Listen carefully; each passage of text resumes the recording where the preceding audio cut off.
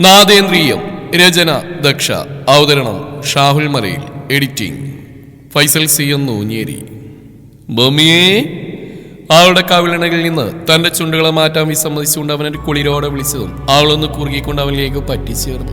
D മഴ പെയ്യുന്നടി. അവൻ അവളോട് അടക്കം പറഞ്ഞതും അവൾ അവനെ കണ്ണുകൾ മാത്രം ഉയർത്തിയെന്ന് നോക്കി. ആ കണ്ണുകളിൽ അത്രയും തിളങ്ങി നിൽക്കുന്ന തന്നോടുള്ള പ്രണയവും കുറുമ്പും കാണെ അവളുടെ കവിളിണകൾ ചുവന്നു. എനിക്ക് ഇതുപോലൊന്ന് പെയ്തിറങ്ങാനൊരു കൊതി, അവൻ പറഞ്ഞതും അവൾ അവനെ തള്ളി മാറ്റിക്കൊണ്ട് കുഞ്ഞിനെയും പിടിച്ച് അവിടുന്ന് വീട്ടിലേക്ക് ഓടി. വേഗം വന്നേക്കണടി, ഞാൻ കാത്തിരിക്കുവേ. അവളുടെ ആ ഓട്ടം കാണെ അവനൊരു കള്ളച്ചിരിയോടെ വിളിച്ചു പറഞ്ഞു. അവന്റെ അപ്പോഴത്തെ മുഖഭാവം മുന്നിൽ കണ്ടെന്ന പോൽ അവൾ നാണം തുളുമ്പുന്ന ചിരിയോടെ പടികൾ ഓരോന്നായി ഓടിക്കയറി. ഇപ്പൊ വീണേനെ. തിരിഞ്ഞോക്കി അകത്തേക്ക് ഓടിക്കയറിയവൾ പുറത്തേക്ക് ഇറങ്ങാൻ തുടങ്ങിയ നീലിയുമായി കൂട്ടിയെടുക്കാൻ പോയതും നീലി പറഞ്ഞു. ഒട്ടും പ്രതീക്ഷിക്കാതെ അവൾ അവിടെ കണ്ടതും ഭുവി ഒന്ന് പരിങ്ങി. ഇതെവിടുന്ന് ഇങ്ങനെ ഓടിക്കതച്ച് വരുന്നു? ഞാൻ എവിടേക്ക് നോക്കി ചേച്ചിയെ? അവൾ ചോദിക്കുന്നതിനൊപ്പം ഭുവിയുടെ കയ്യിലിരിക്കുന്ന കുഞ്ഞിപ്പെണ്ണിനെ കയ്യിലേക്ക് വാങ്ങി പിടിച്ചു. ഞാൻ അസ്ഥിത്തറയിൽ വിളക്ക് വെക്കാൻ പോയതാ. അവൾ പറയുന്നതിനൊപ്പം കുഞ്ഞിന്റെ ദേഹത്ത് പറ്റിയിരുന്ന വെള്ളത്തുള്ളികള് തന്റെ സാരി തലപ്പിനാൽ ഒപ്പിയെടുത്തു. ഈ മഴയത്തോ? അവൾ ചോദിച്ചു. മഴ ഇപ്പോഴല്ലേ പെയ്ത്. ഞാൻ കുറച്ചേരം അവിടെ നിന്നു. ഒത്തിരി ആയില്ല ഇങ്ങോട്ട് വന്നിട്ട്. അവൾ പറഞ്ഞുകൊണ്ട് അവൾക്കൊപ്പം അകത്തേക്ക് കിടക്കാൻ തുടങ്ങിയതും മേഘൻ അവിടേക്ക് ഓടിക്കയറി വന്ന് ഒരുമിച്ചായിരുന്നു. കുറച്ചു നേരം അവിടെ തന്നെ നിന്നതിന്റെ ഫലമായി അവനെ മഴ കാര്യമായി തന്നെ പരിഗണിച്ചിട്ടുണ്ട്. കഴുത്തൊപ്പം വളർന്നിറങ്ങിയ മുടിയിഴകളെ ഒന്ന് ഉലച്ചുകൊണ്ട് തലകുടഞ്ഞ് അവൻ നേരെ നോക്കിയത് വാതിൽക്കൽ തന്നെ നോക്കി നിൽക്കുന്നവൾക്ക് നേരെയാണ്. ഞാൻ കുഞ്ഞിനുള്ള കുറുക്കൊടുക്കട്ടെ ചേച്ചി? നീലി പറഞ്ഞുകൊണ്ട് അവിടുന്ന് കുഞ്ഞുമായി നടന്നു നീങ്ങി. അവൾ പോയ വഴിയെ നോക്കിക്കൊണ്ട് അവളുടെ കണ്ണുകൾ വീണ്ടും അവനിലേക്ക് പതിഞ്ഞതും അവൾ കാണുന്നത് മുഖത്ത് പറ്റിപ്പിടിച്ച വെള്ളത്തുള്ളികളെ തുടച്ചു നീക്കി വല്ലാത്തൊരു ചിരിയോടെ തനിക്കരിയിലേക്ക് നടന്നെടുക്കുന്നവനെയാണ്. അവന്റെ ആ നോട്ടവും നടത്തവും എല്ലാം അവൾ അറിയാത്തതിന്റെ പുറകിലേക്ക് ചൂടുവെപ്പിച്ചുകൊണ്ടിരുന്നു. തന്റെ കണ്ണുകളിൽ നിന്ന് മിഴികൾ പറിച്ചു മാറ്റാതെ അടിവെച്ചടിവെച്ച് പുറകിലേക്ക് നടക്കുന്നവളെ കാണെ അവൻ കീഴ്ച്ചുണ്ടൊന്ന് കടിച്ച് ചിരിക്കുന്നതിനൊപ്പം നനഞ്ഞ മുടിയൊന്ന് കൈകൊണ്ട് പുറകിലേക്ക് മാടി ഒതുക്കി. മുന്നോട്ട് ചലിക്കുന്ന കാലുകൾക്കനുസരിച്ച് അവന്റെ മുഖത്തെ കള്ളത്തരത്തിന്റെ അളവ് ഏറി വരുന്നുണ്ടെന്ന് തോന്നിയ നിമിഷം അവൾ ചുറ്റിനും ഒന്ന് കണ്ണോടിച്ചു നോക്കിയ ശേഷം മുകളിലേക്കുള്ള ഗോവണിക്കരിയിലേക്ക് നടന്നു നീങ്ങി. അവളുടെ ആ നീക്കം കണ്ടതും അവന്റെ ചുണ്ടുകൾ അത്രയും മനോഹരമായൊന്ന് വിടർന്നു. ഗോവണിയുടെ ആദ്യപടിയിലേക്ക് കാലെടുത്തു വെച്ച ശേഷം അവൾ തനിക്ക് പുറകിലായി കട്ടിളപ്പടിയിൽ കയ്യൂ നിൽക്കുന്നവനെ ഒന്ന് തിരിഞ്ഞു നോക്കി.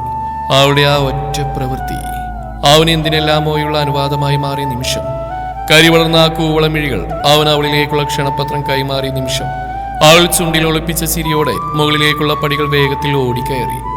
ആ നിമിഷത്തിന്റെ ഭംഗിയിൽ എവിടെയോ കുടുങ്ങിക്കിടന്ന അവന്റെ മനസ്സിനെ തിരികെ കൊണ്ടുവന്നുകൊണ്ട് അവളുടെ കൊലുസിന്റെ നേർത്ത മണിനാദം അവന്റെ കാതുകളിൽ പ്രണയത്തിന്റെ അലകളായി വന്നടിച്ചുകൊണ്ടിരുന്നു. തനിക്ക് മുഖം തരാൻ മടിച്ചുകൊണ്ട് മുകളിലേക്ക് ഓടിക്കയറുന്നവളെ കണ്ടതും അതിനടുത്ത നിമിഷം അവനൊരു കള്ളച്ചിരിയോടെ ആ മുണ്ടൊന്ന് മടക്കി കുത്തിക്കൊണ്ട് അവൾക്ക് പുറകെ ആ പടികൾ ഓരോന്നായി ഓടിക്കയറി.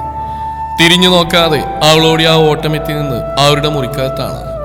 ചാരിക്കിടക്കുന്ന മുറിയുടെ വാതിൽ തള്ളി തുറന്ന് അകത്തേക്ക് കയറിക്കൊണ്ടവൾ അവിടെ ഭിത്തിയിലേക്ക് ചാരി കണ്ണടച്ചിരുന്നുകൊണ്ട് തന്റെ കിതപ്പാറ്റി. അവൾക്ക് പുറകെ അകത്തേക്ക് കയറി വന്നാൽ കാണുന്നത് ഈ രംഗമാണ്. തനിക്ക് മുന്നിൽ കണ്ണടച്ച് ഭിത്തിയിലേക്കായി ചാരിയുന്നുകൊണ്ട് കിതക്കുന്നവളെ കണ്ടതും അവന്റെ കണ്ണുകൾ അവളിൽ നിന്നാണ് വീണ പറിച്ചു മാറ്റാതെ തന്നെ അവൻ അകത്തേക്ക് കയറി ആ വാതിൽപ്പാളികൾ രണ്ടും കൊട്ടിയടച്ച് സാക്ഷിയിട്ടു. മുറിക്കകത്തേക്ക് വന്നവൻ അറിഞ്ഞെങ്കിലും അവളുടെ മിഴികൾ അടഞ്ഞ നിലയിൽ തന്നെ തുടർന്നു. ഒരു മാത്ര പോലും അവ അവന് നേർക്ക് ഉയർന്നില്ലെന്ന് മാത്രമല്ല, അവ ഇത്തിരി കൂടി ഇറുക്കി അടച്ചുകൊണ്ട് അവൾ ആ ഭിത്തിയിലേക്ക് അമർന്നു നിന്നു. അവളിലെ ഓരോ ചലനങ്ങളും അത്രയും പ്രണയത്തോടെ കണ്ണുകളാൽ ഒപ്പിയെടുത്തുകൊണ്ട് അവൻ ഓരോ ചൂടുകളായി അവൾക്കരിയിലേക്ക് നടന്നെടുത്തു. തനിക്ക് മുമ്പിൽ നിന്ന് കിടക്കുന്ന പെണ്ണിനെ കാണെ ഇതിനു മുമ്പ് ഒരിക്കൽ തങ്ങൾക്കിടയിൽ സംഭവിച്ച ഇതുപോലൊരു സുന്ദര നിമിഷത്തിന്റെ അനുഭൂതി അവനിൽ വീണ്ടും ആനന്ദം നിറച്ചു. ആ ഓർമ്മയിൽ അവന്റെ ചുണ്ടിലെ കള്ളച്ചിരിക്കും മാറ്റേകി. അന്നത്തെ ആ ആദ്യാനുഭൂതിയുടെ കുളിർ അവനെ വീണ്ടും തഴുകിയെത്തി തുടങ്ങിയതും അവൻ തന്റെ ദേഹത്തെ മറച്ചുകൊണ്ട് പറ്റിക്കിടന്ന ആ ചന്ദന നിറത്തിലെ ഷർട്ട് അഴിച്ചു മാറ്റി താഴേക്ക് ഇട്ട ശേഷം അവൾക്ക് ഇരുവശവുമായി കൈകൾ കുത്തിവെച്ച് അവളുടെ വിറക്കുന്ന മേനിയെ തന്റെ കണ്ണുകളാൽ ആകമൊത്തെ ഒന്ന് കവർന്നെടുക്കുന്നതിനൊപ്പം തങ്ങൾക്ക് ചുറ്റും പടർന്നിറങ്ങുന്ന ഉഷ്ണക്കാറ്റിനെ ശമിപ്പിക്കാനെന്ന പോൽ അവളുടെ നഗ്നമാർന്ന ഇടുപ്പിലൂടെ കൈയഴച്ചുകൊണ്ട് ആ പെണ്ണുടൽ തന്നിലേക്ക് വലിച്ചു ചേർത്തു. അവന്റെ ആ കൈകളുടെ കുളിരിലൊന്ന് ഏങ്ങി വരച്ചവൾ അവനിലേക്ക് കൂടുതൽ അടുക്കുന്നതിനൊപ്പം അവളിലേക്ക് കിതപ്പ് ഏറി വന്നു. അത് തിരിച്ചറിഞ്ഞ അവന്റെ മിഴികളൊന്ന് തിളങ്ങി. അതിന് കൂട്ടായി എന്ന പോലെ കാതരികൾ അവന്റെ പതിഞ്ഞുള്ള കള്ളച്ചിരിയും ഒഴുകിയെത്തി. ഭാര്യയെ. അവന്റെ പതുങ്ങിയുള്ള ശബ്ദത്തിനൊപ്പം ആ ചുണ്ടുകളുടെ മൃദുത്വം കൂടി അവളുടെ കാതുകളെ പൊതിഞ്ഞതും അവന്റെ തോളിൽ വിശ്രമിച്ചിരുന്ന അവളുടെ വിരലുകളൊന്ന് ചുരുണ്ടുപോയി. ഞാൻ അന്നൊരിക്കൽ പറഞ്ഞ പോലെ നാളെ നേരം പുലരുവോളം നിന്റെ ഈ കിതപ്പ് എനിക്ക് കണ്ടുകൊണ്ടിരിക്കാൻ തോന്നുന്നുണ്ട്. അവൻ പറയുന്നതിനൊപ്പം അവളെ വരിഞ്ഞു മുറുക്കി പുണർന്നുകൊണ്ട് അവളിലേക്ക് അമർന്നു നിന്നു. അവന്റെ ആ സംസാരവും പ്രവൃത്തിയെല്ലാം അവളിലുണ്ടാക്കിയ മാറ്റങ്ങൾ ചെറുതായിരുന്നില്ല. എന്താ, ഞാൻ കണ്ടോട്ടെ?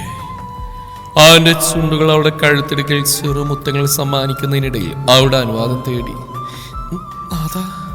അവളുടെ ശബ്ദമൊന്ന് മുറിഞ്ഞു പോകുന്നതിനൊപ്പം കൈകൾ അവന്റെ പുറമേനിയെ ചുറ്റി വരിഞ്ഞുകൊണ്ട് അവനെ തന്നിലേക്ക് കൂടുതൽ ചേർത്ത് വെച്ച് അവനുള്ള അനുമതി നൽകി. അവളുടെ ആ നീക്ക് എന്തിനുള്ളതാണെന്ന് മനസ്സിലാക്കിക്കൊണ്ടെന്ന പോൽ അവനൊന്ന് ചിരിച്ചു. ആ ചിരിയിൽ അവളോടുള്ള സ്നേഹത്തിന്റെ മുഴുവൻ വിശ്വാസവും നിറഞ്ഞിരുന്നു. അതിന്റെ ആദ്യപടിയെന്നോണം അവളുടെ നെറ്റിയിൽ പതിഞ്ഞ മുത്തം അവളുടെ കണ്ണുകളിലേക്ക് പടരുമ്പോൾ ഇരുവരുടെയും ഇടയിലുണ്ടായിരുന്ന എല്ലാ അതിരുകളും ആ നിശബ്ദ നിമിഷത്തിൽ അലിഞ്ഞുപോയി. തന്റെ മുഖത്താകമാനം പാഞ്ഞടക്കുന്ന ആധരങ്ങളുടെ തലോടലിൽ അവൾ അവനിലേക്ക് കൂടുതൽ പതുങ്ങിച്ചേർന്നു.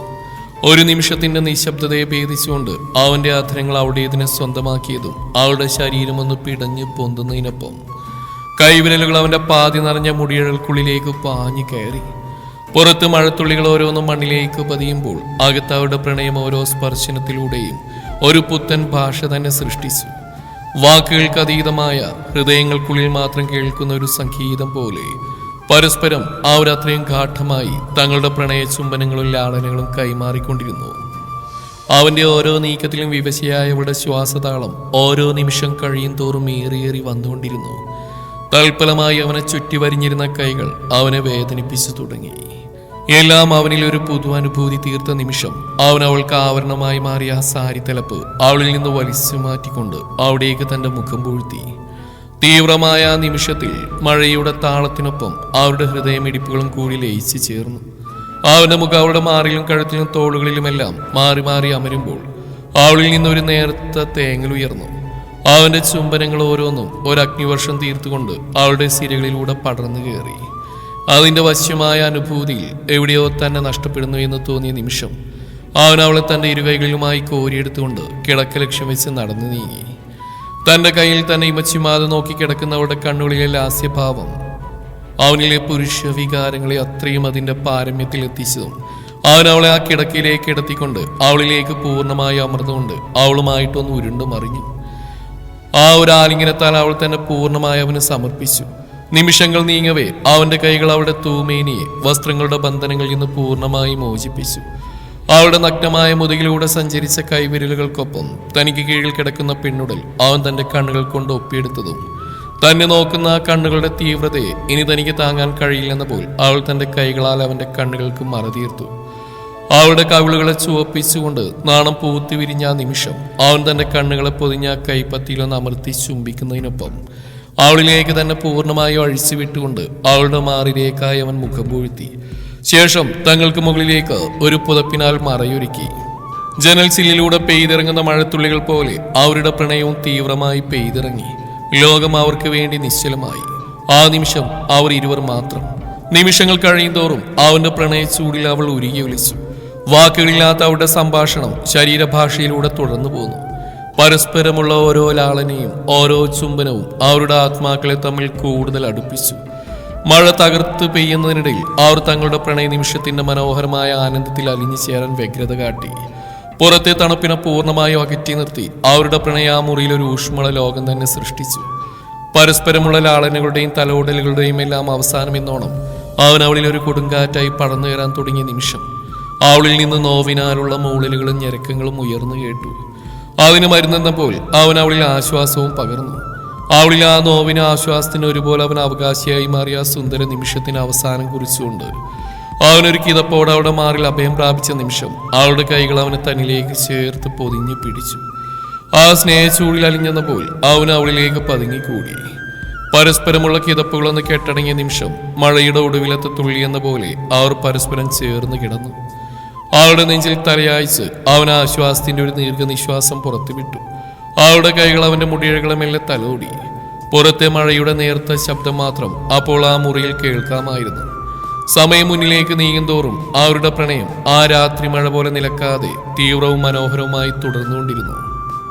ജനലിലൂടെ അരിച്ചിറങ്ങുന്ന പ്രഭാതകിരണങ്ങൾ മഞ്ഞുതുള്ളികളാൽ നിറഞ്ഞ കാറ്റിന്റെ മൃദുവായ സ്പർശത്തോടൊപ്പം മുറിയിലേക്ക് നുഴഞ്ഞു കയറുകയായിരുന്നു. തലേന്ന് രാത്രി പെയ്തോർന്ന ആ പ്രണയവർഷത്തിന്റെ ഇളം തണുപ്പ് ഇപ്പോഴും വായുവിൽ നിറഞ്ഞിരുന്നു. പരസ്പരം മറന്നുള്ള ആ കിടപ്പിൽ ആ ഇരു ശരീരങ്ങളും പരസ്പരം കെട്ടുപിണഞ്ഞു കിടന്നു. ഒരാളുടെ ഹൃദയമിടിപ്പ് മറ്റൊരാളുടെ നെഞ്ചിൽ താളമായി മുഴങ്ങി തുടങ്ങി. അവളുടെ ചിതറിത്തെറിച്ച മുടിയിഴകൾ അവന്റെ മുഖത്ത് വീണ് സൂര്യകിരണങ്ങൾക്ക് മറതീർത്തു. അവന്റെ വിരലുകൾ അവളുടെ മേനി അത്രമേൽ ആഴത്തിൽ തന്നിലേക്ക് ചേർത്തണച്ചിരുന്നു. അതൊരു സ്പർശമല്ല, മറിച്ച് വാക്കുകളില്ലാത്തൊരു പ്രണയ വാക്കായിരുന്നു. പ്രഭാതത്തിന്റെ മങ്ങലുള്ള നിശബ്ദതയിലും ചെറുകുളിരിലും അവളെ ചുറ്റി വരിഞ്ഞു കിടക്കുന്നവന്റെ മുഖം ആ മാറിൻ ചൂട് തേടി പോകുന്നതോടൊപ്പം കൈകൾ തങ്ങൾക്ക് ചുറ്റും എന്തിനോ വേണ്ടിയുള്ള തിരച്ചിൽ ആരംഭിച്ചു. അവസാനം തേടിയതെന്തോ കയ്യിൽ തടഞ്ഞതും അത് തങ്ങൾക്ക് മുകളിലേക്കായി വലിച്ചു ചേർത്തുകൊണ്ട് ആ തൂമേനിയെ അപ്പാടെ ചുറ്റി വരിഞ്ഞ് അവളുടെ മൃദുലതയിലേക്ക് മുഖമൊളിപ്പിച്ചു. അവന്റെ ആ ഇളകിയുള്ള കിടത്തമറിഞ്ഞെന്ന പോൽ അവളിൽ നിന്നൊരു മൂളിൽ പുറത്തേക്ക് തെറിക്കുന്നതിനൊപ്പം കൈകൾ അവളുടെ പുറത്ത് മുടിയിലുമായി മുറുകി. കൈകൾ അവന്റെ പുറത്ത് മുടിയിലുമായി മുറുകി. എന്നാൽ അവിടെ ആ മൂളിൽ കേട്ടതും ഏതോ ഓർമ്മയിൽ അവന്റെ ചുടികളൊന്ന് വിടർന്നു. തലേന്ന് രാത്രി നടന്ന ഓരോന്ന് അവന്റെ കൺമുമ്പിലൂടെ മിന്നിമാഞ്ഞു പോയതും കണ്ണുകളടച്ച് അവളുടെ നെഞ്ചിൽ മുഖം പൂഴ്ത്തി കിടന്നവന്റെ ചുണ്ടിലെ ചിരിയിൽ കുസൃതി കലരുന്നതിനൊപ്പം അവൻ അവളുടെ നെഞ്ചിൽ നിന്ന് മുഖം ഉയർത്തി അവളെ നോക്കി അങ്ങനെ കിടന്നു. ഉള്ളിലെ ചിന്തകൾ പടർന്ന് പന്തളിച്ചു തുടങ്ങവേ അവളെ ചുറ്റി വരിഞ്ഞിരുന്ന കൈകൾ പയ്യെ അഴിഞ്ഞു തുടങ്ങുന്നതിനൊപ്പം അവ മൃദുലമായി അവളിൽ ആകമാനം വീണ്ടും ഒഴുകി തുടങ്ങി. തടസ്സങ്ങൾ ഏതുമില്ലാതെ അത് ആ ശരീരത്തിൽ ആകമാനം തെന്നി നീങ്ങി. അവന്റെ ആ കരലാളനം മയങ്ങിക്കിടക്കുന്നവരുടെ മുഖത്ത് വരുത്തുന്ന ഓരോ ചലനങ്ങളിലേക്കും അവൻ അത്രയും ഇഷ്ടത്തോടെ നോക്കിക്കിടന്നു. ആ മനോഹര നിമിഷങ്ങൾ അത്രയേറെ ആഴത്തിൽ അനുഭവിച്ചറിഞ്ഞുകൊണ്ട് തന്റെ പ്രണയിനിയുടെ നിശ്വാസങ്ങൾക്കായി അവൻ കാതോർത്തു. ആ മാറിൻ ചൂടിൽ പതുങ്ങിക്കിടന്നുകൊണ്ട് അവൻ അവളുടെ മുഖത്തേക്ക് തന്നെ ഉറ്റുനോക്കുന്നതിനൊപ്പം വിരലുകൾ അവിടെ നെഞ്ചിൽ കളം വരച്ചു. അവയെല്ലാം അവളിൽ ഏൽപ്പിക്കുന്ന മാറ്റങ്ങൾ വലുതായതുകൊണ്ടാവാം അവൾ തന്റെ ഇറുക്കിയടച്ച കണ്ണുകളൊന്ന് ചുളിച്ചുകൊണ്ട് വളരെ പതുക്കെ തന്റെ മിഴികൾ ചിമ്മി തുറന്നു. കണ്ണുകൾ തുറന്ന് അവൾ ആദ്യം കാണുന്നത് തന്റെ മുഖത്തുനിന്ന് മിഴികൾ പറിച്ചു മാറ്റാതെ കിടക്കുന്നവനെയാണ്. ആ മുഖത്ത് നിറഞ്ഞു നിൽക്കുന്ന കള്ളച്ചിരിയും നെഞ്ചിൽ അനുഭവപ്പെടുന്ന കൈവിരലുകളുടെ ലാളനയിലുമെല്ലാം അവളുടെ കണ്ണുകളൊന്ന് കുറുകി. നാഥ, അവളൊരു ശാസനയുടെ രൂപത്തിൽ വിളിച്ചു. എന്തോ? അവൻ മറുവിളി കേൾക്കുന്നതിനൊപ്പം അവളുടെ കൂർത്തിയുന്ന ചുണ്ടുകളിൽ നിന്ന് അമർത്തി ചുംബിച്ചു. രാവിലെ തന്നെ വെടക്കാവ് നിൽക്കാതെ എഴുന്നേറ്റ് അവൾ തന്നെ നെഞ്ചിൽ കളം വരയ്ക്കുന്ന അവന്റെ ഇടതുകയെ തട്ടിയെറിഞ്ഞുകൊണ്ട് പറഞ്ഞു. ഇത്ര നേരത്തെ എഴുന്നേറ്റിട്ട് എന്തിനാടി കുഞ്ഞമ്മണി? അവൻ ചോദിക്കുന്നതിനൊപ്പം അവളുടെ മാറിന്റെ ചൂട് തേടിപ്പോയി. വേഷം കേട്ടാ എഴുന്നേറ്റതാ. ഇന്നലെ എപ്പോൾ ഇതിനകത്ത് കയറി വാതിലടച്ചാണെന്ന് പോലെ ബോധമുണ്ടോ നിങ്ങൾക്ക്? അവൾ തന്നെ മുഖം അവിടുന്ന് ഉയർത്താൻ ശ്രമിച്ചുകൊണ്ട് പറഞ്ഞു. ഇല്ല, തീരെ ബോധമില്ല. ഇന്നലെ ഇതിനകത്തേക്ക് കയറിപ്പോ പോയ ബോധാ. എന്റെ കുഞ്ഞമ്മണി ഒന്ന് മനസ്സ് വെക്കുകയാണെങ്കിൽ പോയ ബോധം ഞാൻ ഇപ്പൊ തന്നെ തിരികെ കൊണ്ടുവരാം. അവൻ അവളുടെ മാറിൽ മുഖം ഇട്ടുരുട്ടിക്കൊണ്ട് പറഞ്ഞു.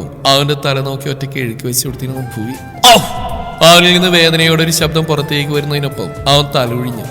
എന്തിനാണ് നീ ഈ പാവ എന്നെ ഇങ്ങനെ ഉപദ്രവിക്കുന്നത്? അവൻ ചോദിക്കുന്നതിനൊപ്പം അവളെ ഒന്ന് ചുണ്ടി വിളിക്കി നോക്കി. ഉപദ്രവിക്കും, കയ്യിലിരിപ്പ് നന്നായില്ലാച്ചാ, ഇനിയും ഉപദ്രവിക്കും. അവൾ പറഞ്ഞുകൊണ്ട് അവന്റെ താടിയിൽ പിടിച്ചൊന്ന് വലിച്ചു. എന്നാലേ എന്നെ ഉപദ്രവിക്കാൻ നിനക്ക് അത്രക്ക് ഇഷ്ടമാണെങ്കിലേ നീ എന്നെ ഇന്നലെ രാത്രി ഉപദ്രവിച്ച പോലെ അങ്ങ് ഉപദ്രവിച്ചോ. നാഥന് അതാ ഇഷ്ടം. അവനൊരു കള്ളച്ചിരിയോട് അവളോട് അടക്കം പറഞ്ഞുകൊണ്ട് അവളുമായി ഒന്ന് ഉരുണ്ട് പറഞ്ഞു. അയ്യേ മനുഷ്യൻ! അവളവനെ നെഞ്ചിലൊന്ന് തള്ളിക്കൊണ്ട് അവന് നോയി കണ്ണുരുട്ടി. അയ്യേന്നോ, രാവിലെ തന്നെ എന്നെ ഓരോന്ന് കണി കാണിച്ചിട്ട് അവൾ പറയും നോക്കണേ. അവൻ പറഞ്ഞു നിർത്തിയതും അടുത്ത നിമിഷം അവൾ അവന്റെ വായ പൊത്തിപ്പിടിച്ചു. മിണ്ടായിരിക്കും മനുഷ്യ. അവൾ പറഞ്ഞുകൊണ്ട് അവനെ ദയനീയമായി നോക്കി. അതങ്ങ് അങ്ങാടി പോയി പറഞ്ഞാ മതി. അല്ലേ എന്നെ കൊണ്ട് ഈ കണ്ട പണി മുഴുവൻ എടുപ്പിച്ചിട്ട് അവൾ പറയുന്ന പറച്ചിൽ നോക്ക്. യക്ഷി, ഇന്നലെ ഒറ്റ രാത്രി കൊണ്ട് എന്റെ ചോര മുഴുവൻ ഊറ്റിയെടുത്തില്ലടി വട യക്ഷി നീ. അപ്പൊ കണ്ടില്ലല്ലോ നിന്റെ ഈ കൊയ്യേ. അവൻ അവളെ കൂടുതൽ വശം കെടുത്താൻ എന്ന പോലെ കണ്ണുരുട്ടി ചോദിച്ചു. അടുത്ത നിമിഷം അവൾ അവന്റെ നെഞ്ചിൽ അമർത്തി കടിച്ചിരുന്നു. യക്ഷി കുഞ്ഞെ! അവൻ വേദന കൊണ്ട് പൊളഞ്ഞു. അമ്മേ, ഈ പൂതനെന്നെ കൊല്ലുന്നേ!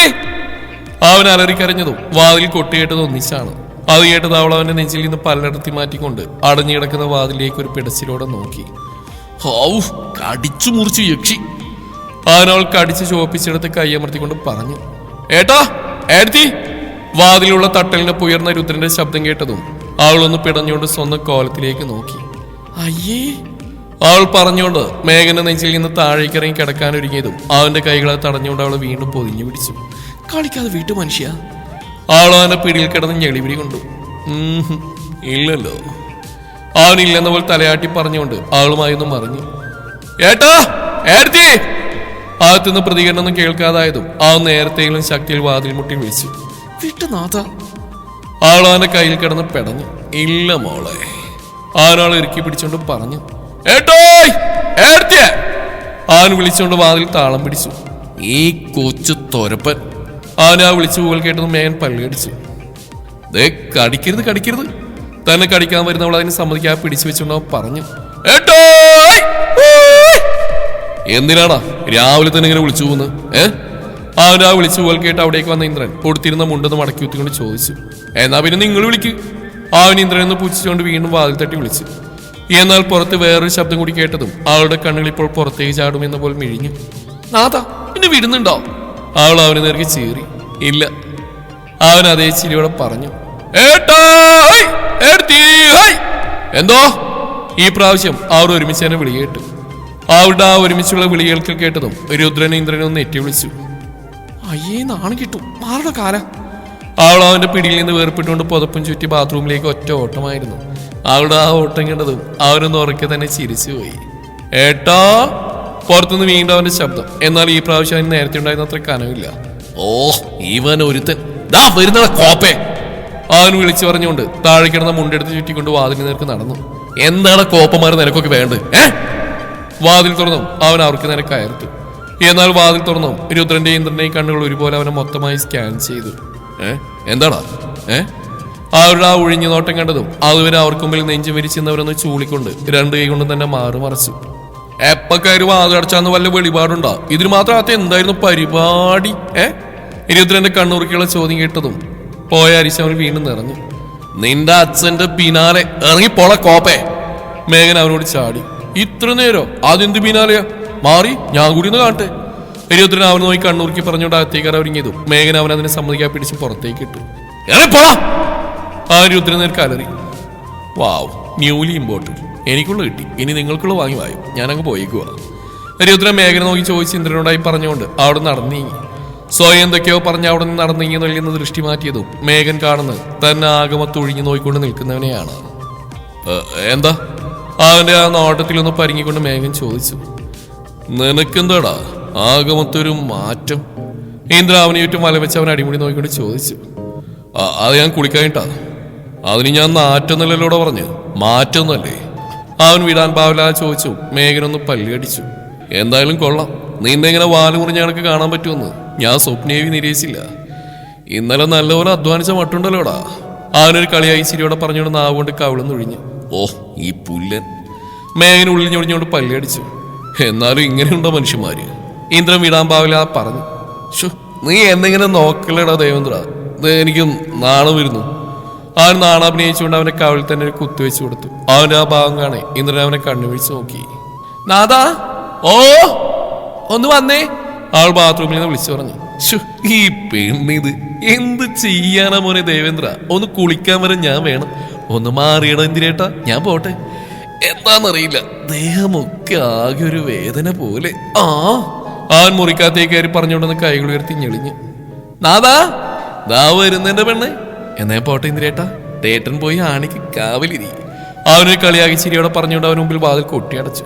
ശേ നാണില്ലാത്തവൻ. ഇന്ദ്രനൊരു ഇളിഞ്ഞ ഭാഗത്തിൽ പറഞ്ഞുകൊണ്ട് അവിടെ നിന്ന് നടന്നു നീങ്ങി. തുടരും ഈ കഥയുടെ ബാക്കി ഭാഗം നാളെ ഇതേ സമയം.